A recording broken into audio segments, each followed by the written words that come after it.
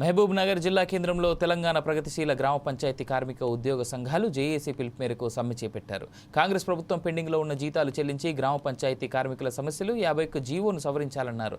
గ్రామ పంచాయతీ కార్మికుల వేతనాలు ప్రత్యేక బడ్జెట్ గ్రీన్ ఛానల్ ద్వారా చెల్లించాలన్నారు. గ్రామ పంచాయతీ సిబ్బందికి ఉద్యోగ భద్రత కల్పించి రిటైర్మెంట్ బెనిఫిట్ 5 లక్షలు చెల్లించాలని కోరారు.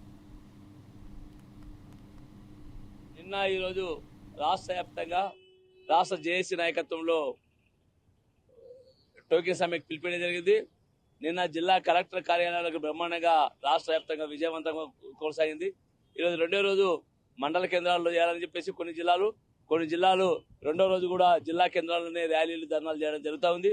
ఈ రాష్ట్ర ప్రభుత్వం ముందు పెట్టిన ఒక ప్రధానమైన డిమాండ్లు 60 జీవో ప్రకారం ఏదైతే మున్సిపాలిటీలో 3 కేటగిరీలుగా వేతనాలు అమలు చేస్తున్నారో మా గ్రామ పంచాయతీ వర్గాల్లో కూడా సంబంధించింది 60 జీవోలు అమలు చేయాలని డిమాండ్ చేస్తున్నాం. ఇప్పటికీ రాష్ట్రంలో వందలాది మంది పనిచేస్తూ ఈ 10 సంవత్సరాల కాలంలో చనిపోయినా ఒక్క రూపాయి కార్మిక వర్గానికి చెందలేదు. ఆ కుటుంబాలు వీధిలో పడ్డే కనుక చనిపోయిన కార్మికులకి 10 లక్షల ఇన్సూరెన్స్ ఇవ్వాలని, సాధారణ మరణానికి 5 లక్షల ఇన్సూరెన్స్ ఇవ్వాలని డిమాండ్ చేస్తున్నాం. అంతేకాదు ఈ కార్మికులు ఈ ప్రభుత్వ రంగంలోనే నేరుగా గవర్నమెంటే వేతనాలు చెల్లిస్తుంది, గవర్నమెంట్ అకౌంట్లో పడుతున్నాయి. అదే దానికోసం సపరేట్ గా బడ్జెట్ కేటాయించాలని చెప్పి డిమాండ్ చేస్తున్నాం. అట్లా డిమాండ్ చేస్తే తప్ప ఈ గవర్నమెంట్ ఇప్పటికే చిన్న గ్రామ పంచాయతీలో కొన్ని పెద్ద గ్రామ పంచాయతీలు నిధులు లేని పరిస్థితి ఉన్నది. 6 నెలలు, 8 నెలలు, 5 నెలలు, 4 నెలలు, 2 నెలలు కూడా జీతాలు పెండింగ్ ఉండి కార్మికులు అర్ధాకలతో జీవిస్తున్న పరిస్థితి ఉంది. ఇది దుర్మార్గం ఇచ్చని అని చెప్పేసి రేవంత్ రెడ్డి ఆలోచించాలి.